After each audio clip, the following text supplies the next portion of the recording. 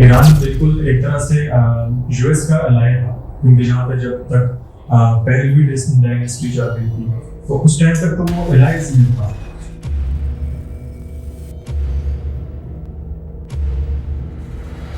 सारे Muslim countries हैं, but वहाँ पे एक जो बैठा हुआ है मेन इसराइल लिखा हुआ है जो यूएस का अलाय है।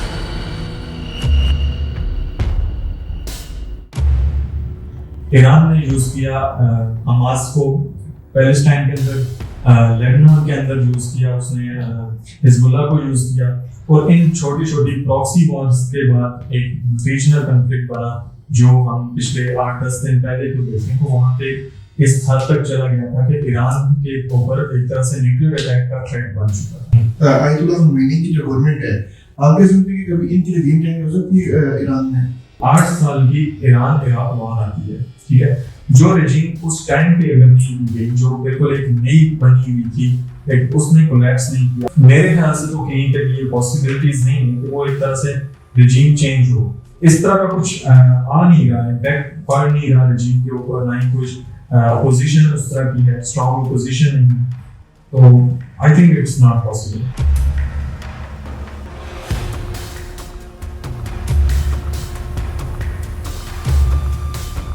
तो पाकिस्तान के सारे मामले में क्या डिप्लोमेटिक स्टांस है? पाकिस्तान की बात की जाए तो ये एक तरह से मतलब शॉकिंग था, और एक तरह से हर पाकिस्तानी को बजाय मुझे खुद भी ये चीज़ फील की। और देखिए क्या हम दोबारा से उस टाइम में नहीं जा रहे, 2001 के टाइम पे तो नहीं जा रहे जब हमने अपने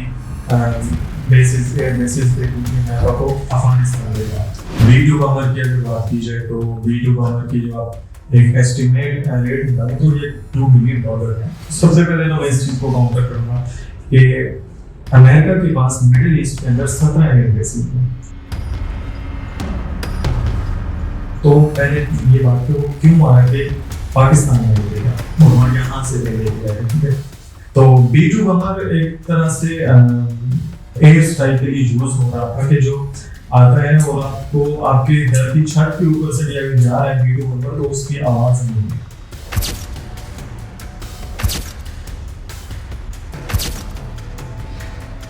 वो इस तरह से मॉडिफाई किया गया है B2 बमर के अटैक के बाद, क्योंकि इसके अंदर कैपेसिटी है कि वो जमीन के अंदर 200 फुट तक आपके अंदर तक जाके अटैक कर सकते हैं।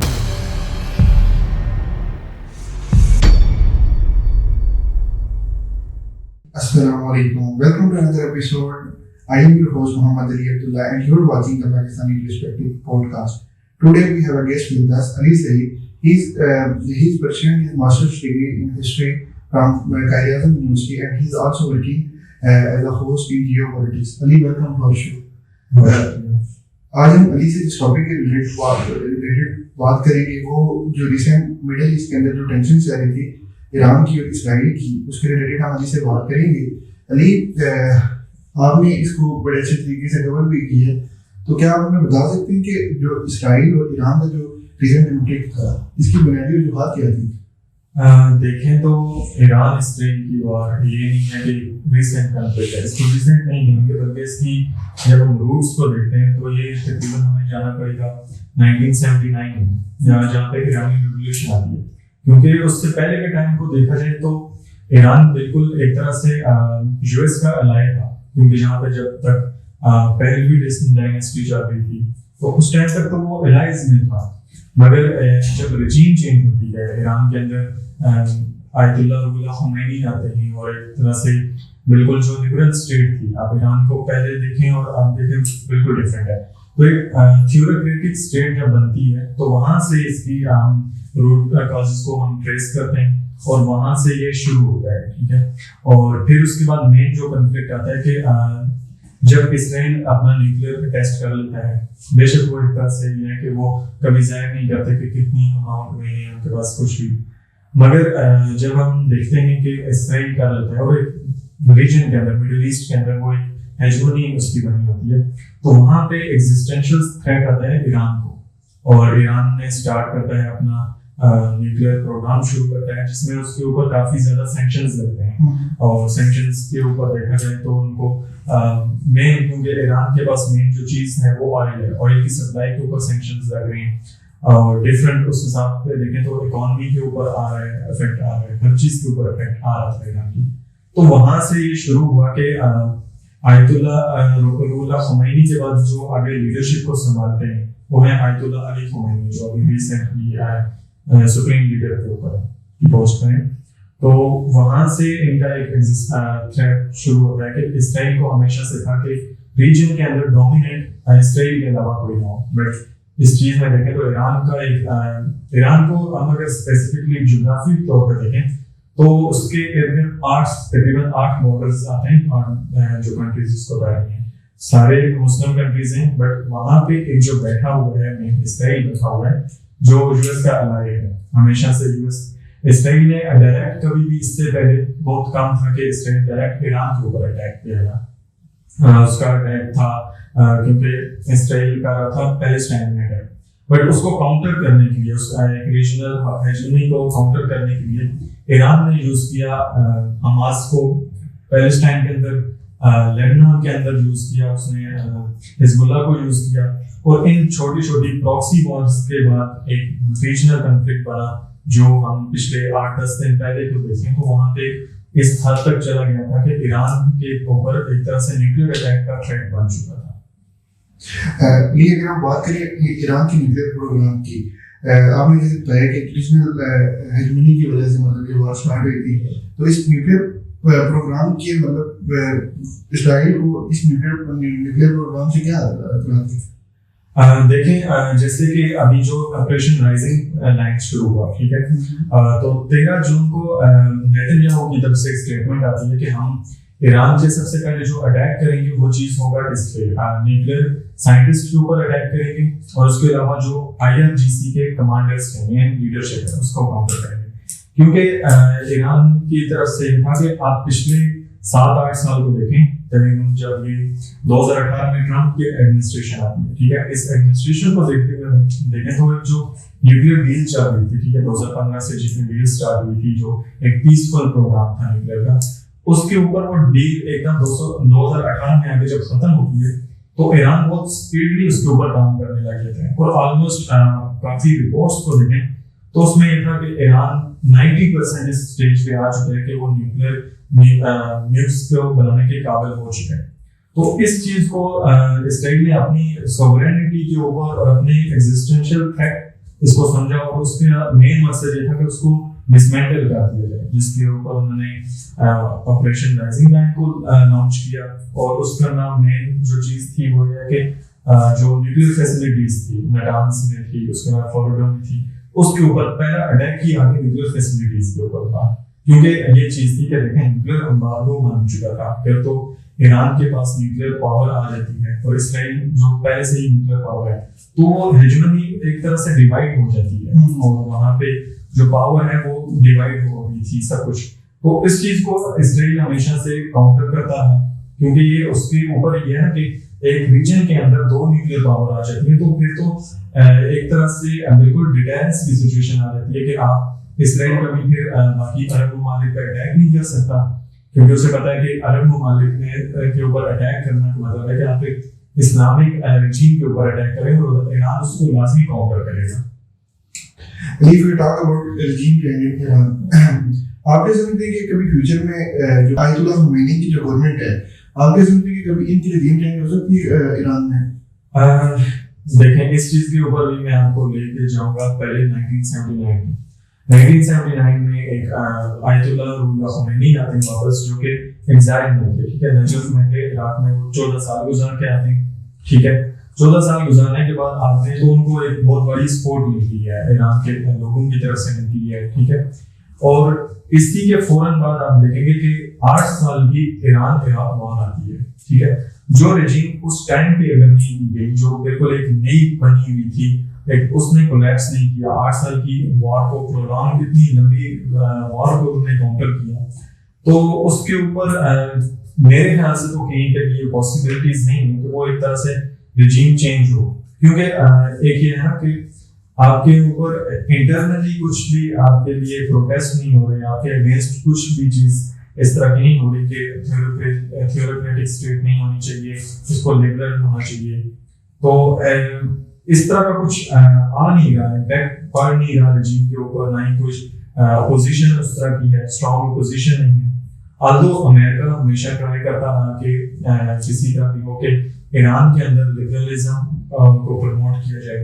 बट हमेशा से ईरान ने इसको काउंटर किया, तो I think it's not possible. अगर अभी हम बात करें इस कंफ्लिक्ट की, तो आप क्या समझते हैं कि इस कंफ्लिक्ट के जो मतलब नतीजे हैं वो क्या होंगे मिडिल ईस्ट के ऊपर? देखें, मिडिल ईस्ट की बात की जाए तो मैं मिडिल ईस्ट के ऊपर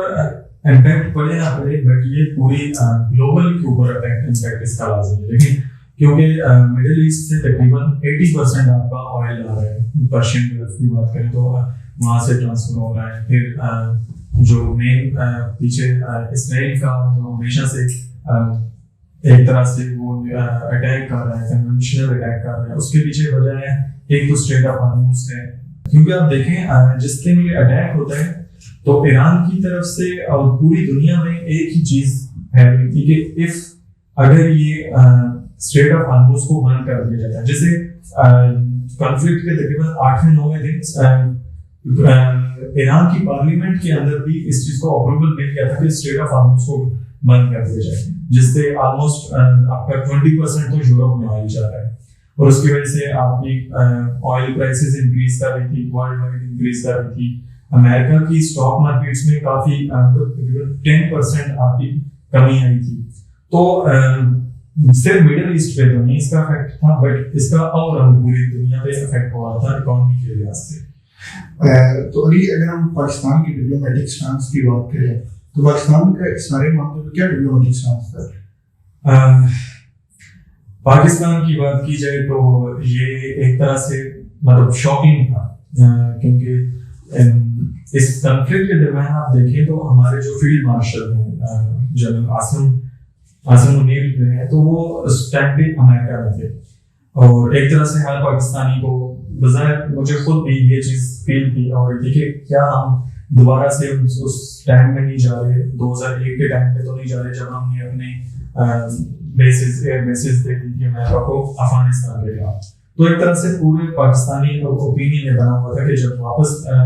आएंगे, आसिम मुनीर वापस आएंगे तो यही होगा कि हमने अपनी एयर बेसिस दे दी और ईरान की तरफ के लिए अटैक के लिए। बट इस तरह की कोई चीज होती नहीं है। पाकिस्तान ने बहुत बोल्ड डिप्लोमेसी रखी, और जिसमें ये था कि पाकिस्तान ने उस अटैक्स को हमेशा से अमेरिकन अटैक्स और इजरायली अटैक दोनों को कंडेम किया था, इंटरनेशनल लेवल पे कंडेम किया। उसके अलावा डिप्लोमेटिक टॉक्स में इन्होंने ईरान की हमायत की। तो पाकिस्तान का ये जो स्टेप था वो काफी हद तक इस तरह का लग रहा था कि पाकिस्तान उस एज से निकल के आ चुका है कि जहाँ पे उनको अमेरिकन हेजमनी के अंदर नहीं रहेंगे, बल्कि वो एक तरह से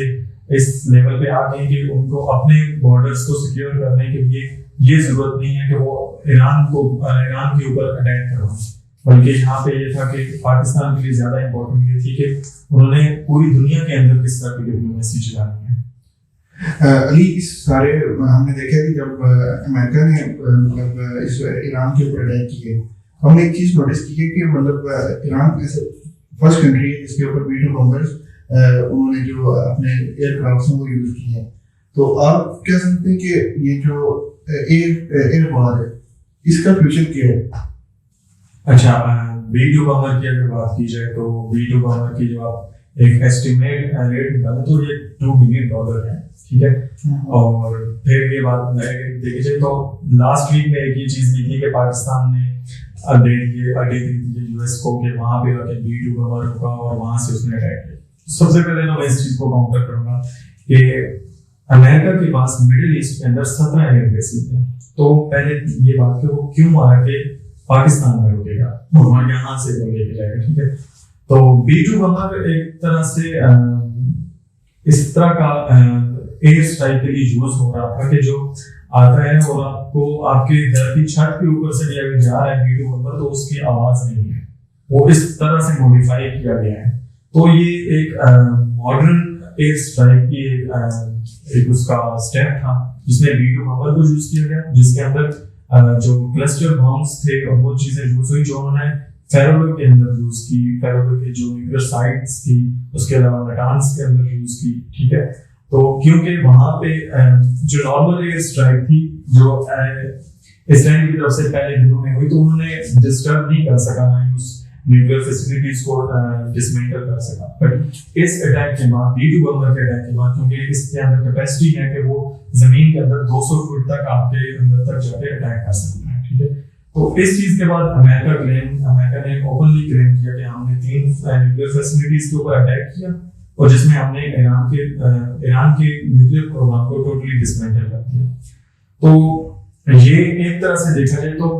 आगे पाकिस्तान के ऊपर भी एक बहुत बड़ा थ्रेट है कि कल के दिन अगर इन केस पाकिस्तान के लिए मसला बनता है ये, और अमेरिका के साथ उसके रिलेशन ठीक नहीं है, इसराइल के साथ ठीक नहीं है, पैलेस्टीनियन कॉज के ऊपर, तो क्या कल पाकिस्तान के ऊपर भी B2 बम्बर का अटैक होगा? और पाकिस्तान के पास न्यूक्लियर प्लांट्स की अगर बात की जाए, न्यूक्लियर प्रोग्राम की बात की जाए, तो वो इतने सिक्योर नहीं है जितने ईरान के हैं, ना ही अंडरग्राउंड हमारे। तो यहाँ पे हमें थोड़ा ये सोचना चाहिए एज अ पाकिस्तानी पर्सन, हमें देखना चाहिए कि कल के दिन पे ये अटैक हम पे भी हो सकता है, और we are not ready for that. Ali, आपने कहा कि अमेरिका ने एक क्लेम किया कि उन्होंने ईरान की जो न्यूक्लियर फैसिलिटीज थी उनको टोटल डिसमेंटल किए, तो आप क्या समझते हैं कि क्या वाकई ईरान की न्यूक्लियर फैसिलिटीज को डिसमेंटल किया गया? इस चीज के ऊपर देखा जाए तो जब अमेरिका ने अटैक किया, और अमेरिका ने नाइट में अटैक करते हैं, और सुबह 5 बजे व्हाइट हाउस से प्रेस रिलीज होती है कि हमने 3 डिफरेंट साइट्स को अटैक किया और ईरान के प्रोग्राम को डिसमेंटल कर दिया। But right after that Irani foreign minister Abbas Araghchi का कहना है कि हमारे ऊपर ऐसा कोई भी अटैक हुए हैं, बट हमारे न्यूक्लियर फैसिलिटीज डिस्टर्ब नहीं हुए। और उसकी एक जो है प्रूफ के तौर पे है कि 19 जून की सैटेलाइट इमेज के थ्रू हम देख सकते हैं कि तकरीबन कुछ मूवमेंट होती है, फेरोडो की न्यूक्लियर फैसिलिटीज के पास एक मूवमेंट होती है, जिसमें बाद में क्लेम किया जाता है कि पहले ही न्यूक्लियर फैसिलिटीज, न्यूक्लियर प्रोग्राम को वहां से मूव कर दिया गया। तो एज अ स्टेट की तरफ से देखा जाए तो ईरान ने तो टोटली इसको काउंटर कर दिया कि ऐसा कोई अटैक हमारे पे हुआ भी है तो उसमें हमारे न्यूक्लियर प्रोग्राम्स के ऊपर कोई इफेक्ट नहीं हुआ। तो अगर हम बात करें इस सारी वॉर का, तो आप क्या समझते हैं कि इसका ऑल ओवर द वर्ल्ड क्या इम्पैक्ट्स हैं? ऑल ओवर द वर्ल्ड देखिए, एक चीज है न्यूक्लियर प्रोलिफरेशन की अगर बात करें तो जैसे कि पहले से शुरू पे अटैक हुआ, इसको थोड़ा हम पीछे लेके जाए, फर्स्ट न्यूक्लियर अटैक जो होता है 1945 में होता है जापान के ऊपर, और उसके आज तक असरात हमें नजर आ रहे हैं, ठीक है। और इसी से थोड़ा सा 1 महीना पहले मई के अंदर पाकिस्तान और इंडिया में भी एक कन्वेंशनल वॉर शुरू होती है, जो इस लेवल तक पहुंच जाती है कि शायद अब न्यूक्लियर अटैक हो जाए। और ये सारी मतलब एक तरह से अगर पाकिस्तान के ऊपर न्यूक्लियर अटैक होता है तो उसका मतलब है कि पूरा रीजन डिस्टर्ब होगा और पूरी दुनिया को उसके कॉन्सिक्वेंसेस को सामना करना पड़ेगा। तो यही चीज है कि अगर पाकिस्तान ईरान डिक्लेयर नहीं कर रहा कि ईरान ने टोटली डिक्लेयर नहीं किया कि वो न्यूक्लियर स्टेट है, बट अगर उनका 90% रेडी है और कल को उठते हैं और उठ के इसराइल के ऊपर अटैक कर देते हैं, तो ये दोबारा से वही 1945 में हम चले जाएंगे। और ईरान अगर इसराइल पे अटैक होता है तो यूएस कभी चुप नहीं रहेगा और ईरान को वापस से स्टोन एज में जाना पड़ेगा। और फिर अगर ईरान स्टोन एज में जाता है या कुछ भी है, पर्शियन गल्फ के ऊपर इतना इम्पैक्ट आएगा क्योंकि पूरा रीजन है ना, मिडिल ईस्ट को देखा जाए तो पूरे रीजन को देखते हुए हम देखेंगे कि ऑयल की सप्लाई रुक जाएगी, आपके मेन रूट्स हैं, ट्रेड रूट्स बंद हो रहे हैं, तो उसका ग्लोबल इकोनॉमी पे इतना इफेक्ट पड़ जाएगा कि हम शायद हम तो अभी डेवलपिंग कंट्रीज हैं, डेवलपिंग कंट्रीज को इस चीज को इतना असर नहीं है क्योंकि हम बात हुई है कि जिसके पास कुछ है ही नहीं तो उस पर क्या इफेक्ट होगा, बट ये डेवलप्ड कंट्रीज के ऊपर बहुत बड़ा इफेक्ट पड़ेगा। इसी वजह से आप देखें तो यूएन सेक्रेटरी की तरफ से हमेशा से लगातार कॉन्फ्लिक्ट के अंदर एक ही चीज थी कि वॉर हल नहीं है, डिप्लोमेसी होनी चाहिए क्योंकि वॉर से कुछ भी नहीं मिल रहा, क्योंकि एक थ्रेट बन चुका था पूरी दुनिया के लिए। अगर हम देखें पिछले रिसेंट टाइम पे पाकिस्तान की इंडिया और इंडिया की वॉर स्टार्ट हुई, उससे पहले रशिया यूक्रेन की वॉर स्टार्ट हुई, फिर उसके बाद अगर हम देखें फलस्तीन और इसराइल की वॉर उसमें स्टार्ट होती है। अगर हम पाकिस्तान की इंडिया की बात करें तो क्या आप सुनते हैं कि फ्यूचर की जो वार है वो आपकी वाटर वार होंगी, क्योंकि पाकिस्तान की और इंडिया की जब वार एंड होती है तो वो वाटर ट्रीटी जो इंडस वाटर ट्रीटी थी उस पर साइन किया जाता है। फिर उसके बाद आप ईरान और इसराइल का जो कंफ्लिक्ट हो रहा है उस पर आप देखें कि ईरान इसको थ्रेट करता है कि स्ट्रेट ऑफ हॉर्मुज़ को बंद कर देगा। तो what do you think future हो सकता है और माइट पॉसिबल वाटर वॉर्स ही हो, क्योंकि देखें हम कुछ भी प्रेडिक्ट नहीं कर सकते, बट एक एनालिसिस के थ्रू बात कर सकते हैं। वो ये है कि देखें जो इसराइल का जो क्लेम जो गजा के ऊपर कंफ्लिक्ट है, ठीक है, उसमें मेन चीज ये है कि जो स्वेज कैनाल है, स्वेज कैनाल के ऊपर क्लेम है इजिप्ट का, और वो एक ट्रेड रूट है जो बंद होने की वजह से इसराइल चाहता है कि वो गजा के थ्रू एक पट्टी से उस पट्टी से निकाले, कैनाल निकाले जो डायरेक्ट उसे सी के रूट तक ले, ठीक है। उसी तरह देखा जाए तो फिर स्ट्रेट ऑफ हॉर्मुज़ है जो मैंने आपको एक तरह से ट्रेड रूट है ऑयल की पूरी दुनिया में है। इसी तरह नीचे आप इसमें देखें जो हमारा है इंडियन ओशियन है, इंडियन ओशियन के अंदर फिर साउथ चाइना सी की बात करें, क्योंकि साउथ चाइना सी की बात करें तो साउथ चाइना सी में उन्हें थ्रेट था, उस वजह से चाइना ने पाकिस्तान को यूज करते हुए डायरेक्ट अरेबियन सी में आया। ये बात है कि नेक्स्ट जो आगे का टाइम है उसमें वाटर वॉर्स के ऊपर ये इफेक्ट पड़ेगा कि अगर स्ट्रेट ऑफ हॉर्मुज़ बंद होता है तो जिसने भी ट्रेड करनी है उसको पूरी दुनिया का चक्कर लगाना है, पूरा आपने साउथ से चक्कर लगा के आएंगे तब आप करेंगे, और ये टोटली आपके ऊपर एक तरह से बर्डन बन रहा है। एक आपका ट्रेड रूट ही जो बंद हो रहा है, शॉर्टेस्ट ट्रेड रूट अगर बंद हो रहा है तो बर्डन बनेगा। पाकिस्तान की बात की जाए तो पाकिस्तान में अगर इंडस वाटर ट्रीटी की बात करें हम, तो इंडस वाटर ट्रीटी में ये था कि पाकिस्तान का अगर पानी रोका जा रहा है, पानी रोकने का अगर पानी रोकता है तो पाकिस्तान के फॉरेन मिनिस्टर ने कहा कि अगर हमारा पानी रुकेगा तो हम डायरेक्ट एक कन्वेंशनल वॉर की तरफ जाएंगे।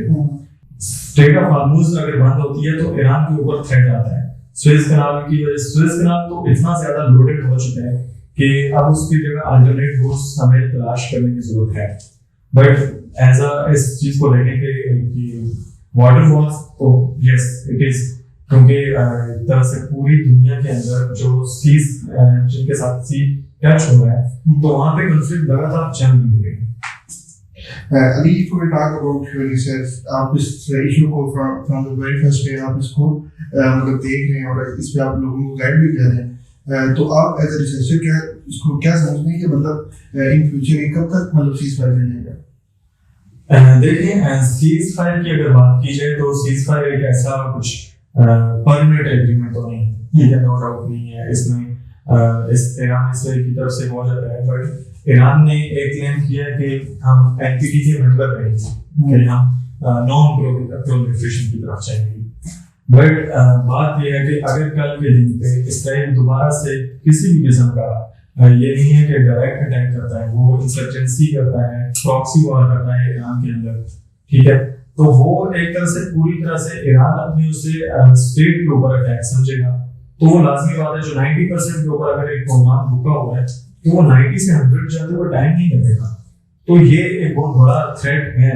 कि बेशक ये नहीं है कि वो अगर एक बन जाता है कंट्री न्यूक्लियर हो जाता है तो उसका ये नहीं है कि वो अटैक करेगा ही करेगा, but to maintain the deterrence को मेंटेन करने के लिए एक कंट्री हमेशा से अपनी जो